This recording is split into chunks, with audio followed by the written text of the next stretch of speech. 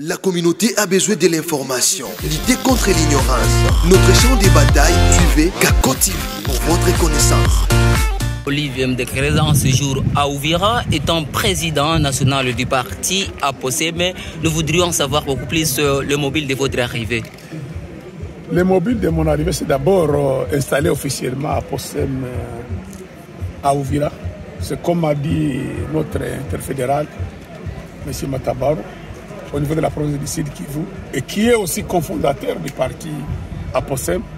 APOSEM, c'est-à-dire Alliance des paysans, des ouvriers et de la classe moyenne pour un développement durable. C'est un nouveau parti au Sud Kivu, mais c'est un parti qui existe depuis des années. C'est le deuxième, je crois, après l'IDPS, c'est l'APOSEM qui est le deuxième parti depuis 1992. Et on est déjà installé à Bukavu. Le parti a été installé en janvier 2023. Nous sommes partis à Walungu. Nous avons été à Walungu, oui. Et maintenant, on se retrouve dans la deuxième ville de la province du Sud Kivu, c'est Uvira, comme je l'ai dit. Et nous sommes très heureux d'être bien accueillis ici, à Uvira. Vous l'avez vu vous-même, on m'a habillé comme un chef coutumier ou quoi? Chef coutumier, je suis là. Je fais partie aussi des enfants et des fils d'Uvira. Et c'est vrai, je les ai dit que je connais bien l'histoire d'Uvira. Et Uvira, ça a été toujours la deuxième force économique de la province du Sud Kivu. Et j'avais dit également, il y a le cadre du corridor central.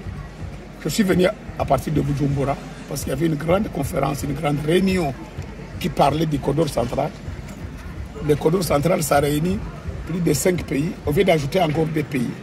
Il y a la Tanzanie, la RDC, l'Ouganda, le Burundi, le Rwanda. On vient d'ajouter la Zambie et le Malawi. Ce sont des gens qui utilisent le port de Dar es Salaam. Et aussi, on a en commun le lac Tanganyika. Et Uvira va être parmi les bénéficiaires des acquis du corridor parce qu'aujourd'hui, le port de Kalungu est en train d'être dragué. On va continuer avec Temoya, Trade Market, qui a ses projets. Et il y a aussi des projets de chemin de fer entre la Tanzanie, le Burundi et la RDC à partir d'Uvira.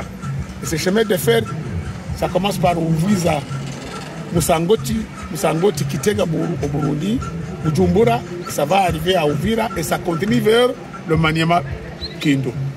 Et on est dans les études, la RDC doit verser 3,6 millions, le Burundi doit verser $1 million. Le Burundi a déjà payé la moitié, environ 300 millions. Nous devons faire des efforts au niveau de la RDC pour qu'on puisse verser aussi la compte pour que les études soient faites. Et après ces études, les bailleurs de fonds, les Anglais, les Allemands, BAD vont financer les travaux. Et le chemin de fer doit être bénéfique pour la RDC.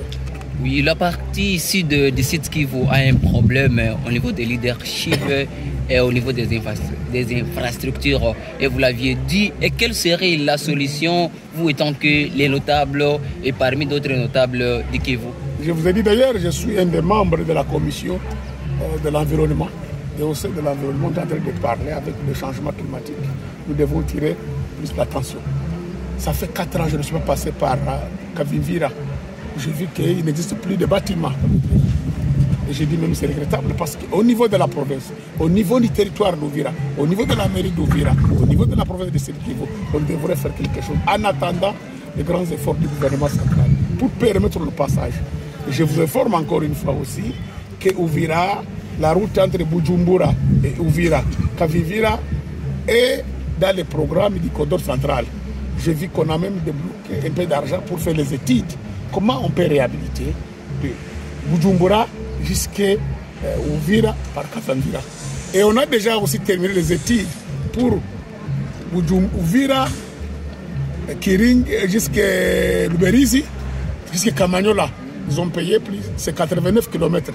Et on a fait aussi des études, Kamanyola jusqu'à Bukavu. C'est déjà financé par l'économie centrale. Maintenant, il est question qu'on arrive à trouver des bailleurs de fonds pour financer les travaux. Vous savez, on ne peut pas parler du Sud Kivu sans la route Uvira Bukavu.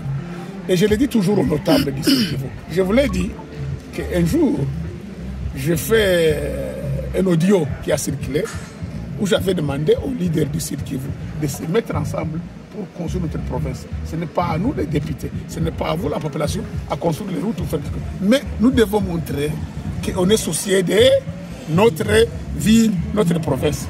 Et je vous ai dit, c'était à cause de Calais, avec plus de 500 morts, plus de 5 000 ou 2 000 qu'on n'a jamais retrouvé.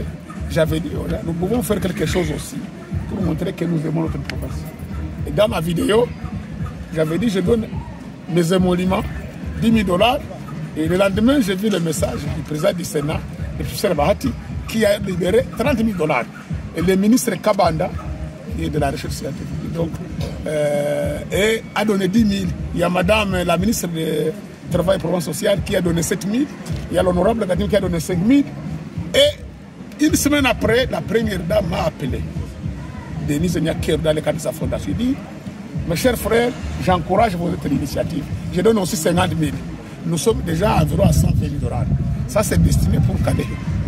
Ça n'empêche que si les gens, tous les leaders, comme je l'avais dit, si chaque député du Sud Kivu, nous sommes 32 députés, si chacun donnait 1 000 $, on aurait dû avoir 32 000 $ ou plus. Nous avons 48 députés provinciaux. Si chaque député provincial pouvait donner 500 $, nous pouvons avoir 20 000 $. Nous pouvons réunir 50 000 par mois pour faire des actions de développement pour accompagner la population. Mais ça dépend des leaders, comme vous dites, ça dépend de chaque notable. C'est question de bonne volonté, parce que ce n'est pas l'obligation aux députés de construire ou de faire quelque chose. Ça, le rôle revient à l'État de construire. Et pour terminer, en ce qui concerne notre province, j'ai écrit plusieurs fois au ministre de l'aménagement du territoire, c'est le ministre d'État Luando. J'ai écrit plusieurs lettres au ministre de l'urbanisme, ministre d'État aussi. J'ai écrit au Premier ministre, j'ai écrit copie au chef de l'État, avec rapport à l'Assemblée nationale, pour dire qu'il est temps aujourd'hui pour la RDC d'avoir un programme dans le cadre de la loi de l'aménagement du territoire, commencer par le Kivu et le Nord Kivu. Parce que le Nord Kivu est attaqué par le volcan. Il y a un danger à Goma. Le Sud Kivu, c'est des éboulements, des érosions. Même la ville de Bukavu aujourd'hui, c'est la ville la plus chère au monde, où il existe une parcelle de 5 mètres sur 10 à 100 000 $. Ça n'existe pas nulle part au monde. Même aux États-Unis, j'ai été. La maison coûte 100 000, 200 000. Mais à Bukavu, 5 mètres sur 5, c'est la parcelle de 100 000 $. Ailleurs, c'est un salon où la toilette, mais ça coûte 100 000 $. Donc, on est déjà saturé. Il n'y a plus d'espace. Nous sommes une ville au-delà de 1 500 000. La ville a été conçue pour 100 000 personnes. Imaginez-vous. Donc, nous devons avoir un plan d'aménagement du territoire. Où est-ce qu'on oriente la ville? Vers Nyangezi, vers Weshe, Mugogo, vers Katana. Ouvira, qu'est-ce qu'on va faire pour Ouvira? Ouvira risque de disparaître aussi demain. Il faut faire New Ouvira. Où est-ce qu'on mettra New Ouvira? Il faut qu'il y ait un plan d'aménagement du territoire. Là où on oriente la ville vers Kiliba, vers Sange, vers Luvunge. Et c'est comme ça que les villes du monde se sont développées. On fait des agglomérations. Une partie à Sange, une partie à Kiliba, une partie à Luberizi, une partie à Luvunge. Et les gens construisent. Mais l'État doit d'abord faire un plan d'aménagement et envoyer des ministres de l'urbanisme pour faire maintenant l'urbanisation. L'eau, l'électricité, les espaces, ce qu'on dit les zoning. D'ailleurs, moi j'ai un projet qui est en train de proposer au gouvernement. Il faut destiner Ouvira dans le plan d'aménagement des zones industrielles. Nous n'avons pas de zones industrielles en RDC. Au Sud Kivu, on n'a pas de zoning pour dire quelle est la zone d'industrialisation. Demain, on va faire des industries à Bukavu. On les mettra où? Des branliments, des usines, etc. Mais dans la plaine de la Ruzizi, il y a la possibilité de faire des zones industrielles, des zones d'habitation. C'est ce que nous sommes en train de plaider. Les leaders, j'ai dit, initiez-nous, défendons les intérêts de notre province. Et je suis sûr que demain ou après-demain, vous aurez les leaders. C'est pourquoi je vous demande que déjà les fils d'Ouvira, du Sud Kivu, donnez plus de confiance au parti politique APOSEM qui a les soucis de la population. Nous sommes un parti de masse, un parti de cadres, moyens et cadres supérieurs. Tous, nous nous retrouvons ensemble, comme a dit l'interfédéral. Vous amenez vos idées, vous êtes un expert, amenez votre expertise. Vous êtes APOSEM. Les paysans, c'est qui? C'est l'homme qui travaille la terre. Travaillons cette terre et nous verrons la richesse. La viabilité d'Aposem à Uvira est encore nouvelle et la population est décevante par rapport aux promesses dites par les précédents honorables. Quelle est la stratégie d'Aposem pendant ce moment électoral pour amener encore le cœur qui était frisé de cette population? Je vous ai dit que nous, on ne fait pas une politique de spectacle. Nous allons faire la réelle politique, une politique de développement. Les députés de proximité. Nous serons avec Tiavi. J'ai agi. Les femmes m'ont offert quoi? Qu'est-ce qu'ils m'ont donné là-bas? Les ananas. Une roue. Ils ont donné quoi encore? Des œufs même. Des primes. Et la poule. Et le lapin. Ça montre. Et je dis, nous allons même dans une économie solidaire où les plus petits entrent ensemble, on devient grand. Et c'est moi, j'avais dit, nous sommes un parti de la base, qui c'est des problèmes de la base. Et nous irons vers vous. Et nous avons dit, nous aurons l'état d'échanger chaque fois. Nous ne voulons pas faire une politique de spectacle. Vous applaudissez, nous partons, on vous dit, non, nous viendrons vers vous.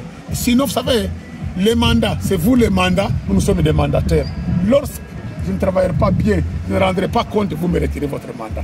Et c'est pourquoi j'ai dit, s'il y a des gens qui ont travaillé mal, retirez les mandats. S'il a bien travaillé, renouvelez-lui les mandats. C'est ça. Le mandat est à vous. C'est vous les mandats, nous sommes les mandataires.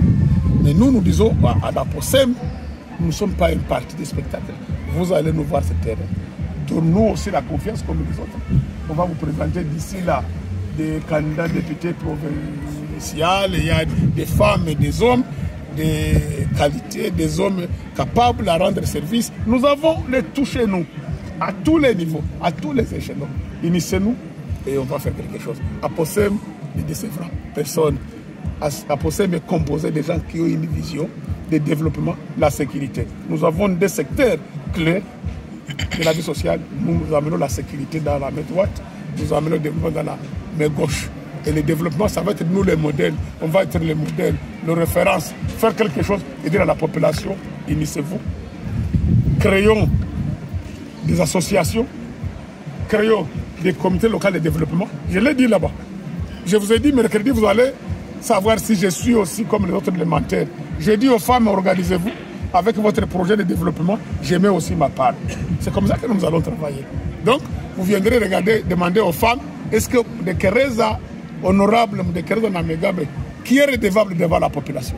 Nous ne devons pas jouer avec vous, nous devons vous respecter. Est-ce qu'il a respecté sa parole? Ça donnera un signe que réellement ces partis sont des partis des hommes de développement, comme a dit mon collègue Foka Mike, qui est un homme de la sécurité, qui a cette expertise. Nous mettons nos expertises ensemble, développement, sécurité, et tout marche bien.